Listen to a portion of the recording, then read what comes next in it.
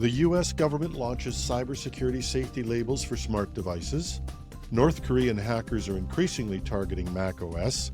And the U.S. Treasury sanctions a Chinese cybersecurity firm for supporting state-sponsored hacking. This is Cybersecurity Today. I'm your host, Jim Love.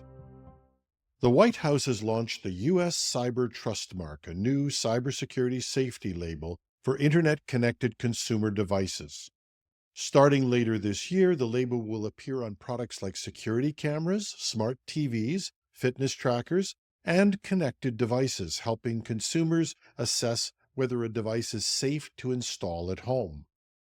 Products that meet cybersecurity standards set by the National Institute of Standards and Technology, NIST, will be eligible for the label.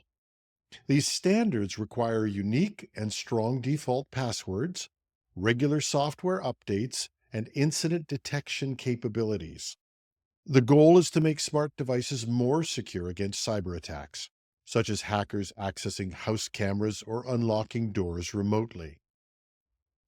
The Cyber Trust Mark will include a QR code that consumers can scan to see detailed security information about the product, including password instructions, software update policies, and minimum support periods. Products that don't meet security standards won't be eligible for the mark. The program was unveiled in July 2023, with major companies like Amazon, Google, Samsung, LG, and Best Buy agreeing to participate. In December 2024, the FCC approved 11 cybersecurity label administrators to manage the program. Retailers like Best Buy and Amazon will highlight Cyber Trust Mark certified products. Consumer Reports praised the initiative, saying it will help raise security standards across the industry. However, the program is voluntary, and it remains to be seen how widely manufacturers will adopt the mark. The U.S. Cyber Trust Mark aims to become a cybersecurity equivalent of the Energy Star labels, encouraging consumers to choose more secure devices while pressuring manufacturers to improve their cybersecurity practices. Security researchers have discovered Spectral Blur, a new Mac OS backdoor that shows similarities to malware previously used by North Korean-linked Lazarus Group. The backdoor appears to connect Blue Noroff, a subgroup of Lazarus also known as TA444. Security expert Greg Lesniewicz linked Spectral Blur to Candy Corn, also known as Sock Racket, a malware family attributed to Candy Corn is an advanced implant capable of monitoring infected systems, avoiding detection, and interacting with files. In contrast, Spectral Blur is less sophisticated, but still effective, with capabilities to upload and download files, run commands, and delete files based on instructions from its command and control server. Researchers noted that North Korean threat actors have intensified their focus on Mac OS in recent years. In November 2023, security firm Jamf Threat Labs uncovered another Mac OS malware strain called OBC Shells, also attributed to Blue Noroff.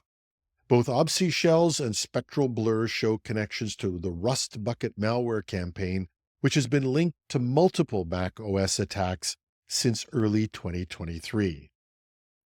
Experts warn that Mac OS users should remain vigilant as North Korea's interest in Apple systems continues to grow.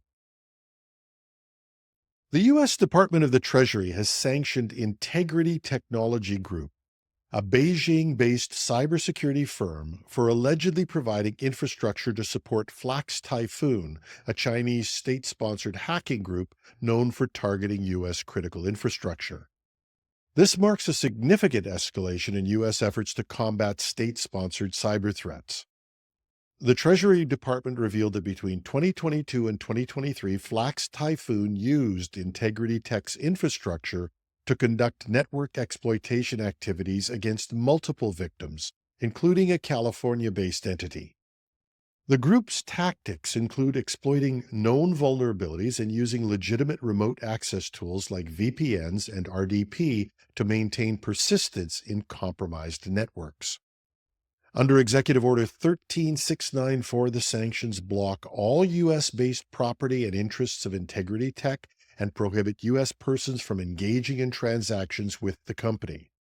Acting Undersecretary Bradley T. Smith stated, "The Treasury Department will not hesitate to hold malicious cyber actors and their enablers accountable."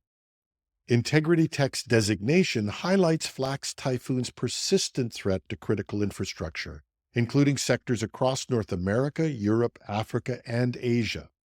A joint cybersecurity advisory issued by the U.S. and allied agencies in September 2024 detailed the group's tactics, emphasizing the need for robust cybersecurity measures to protect against these threats. The sanctions may turn out to be mostly symbolic. Integrity Tech itself stated that the sanctions would not adversely affect its business since it does not operate in the U.S. and has no assets there. But U.S. firms, including financial institutions that have any dealings with this company, would remain vulnerable to sanctions. It's clear that the sanctions are being set to send a message that the U.S. is serious about countering state-sponsored cyber attacks, with the Treasury Department stressing that the goal is positive change, not punishment. But the message is clear. Entities that enable malicious cyber attacks will face significant consequences. And that's our show for today. Show notes can be found at technewsday.com or .ca. Take your pick. You can reach me with comments or tips at editorial@technewsday.ca. I'm your host, Jim Love. Thanks for listening.